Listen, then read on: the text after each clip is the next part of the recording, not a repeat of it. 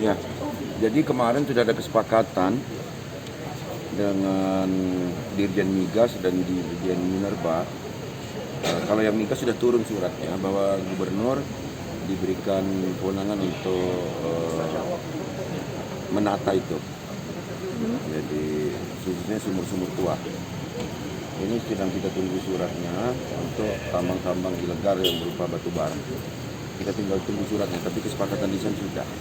Oke, Pak, adakah untuk tambang ilegal itu akan bisa jadi legal gitu, Nah, Pak? kita itu yang harus membina itu, kita harus bina itu adalah tentang safety-nya. Bahwa sekarang kan sudah ada regulasinya, menyerahkan kepada gubernur, mungkin melalui BUMD untuk dapat menata tata niaganya ya, tata kelolanya. Nah, kita akan lebih mengutamakan ini safety.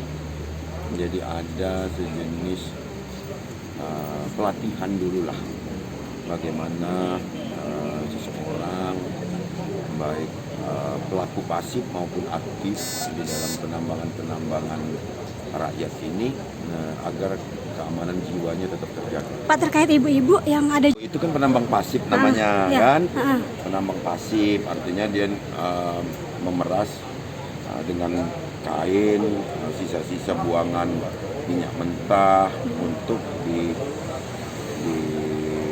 ditampung dan dijual juga. Itu saya sebut sebagai penambang pasif.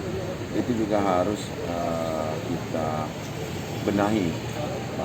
Keselamatan jiwa masyarakat itu tetap utama. Pak, adakah solusi mungkin dikasih pekerjaan lain atau apa gitu, Pak? Ini salah satu yang kita launching ini. Mungkin kita dapat menggiring mereka menjadi pelaku industri kecil, menengah atau pelaku UMKM. Jangan lupa subscribe, share, komen, dan like ya.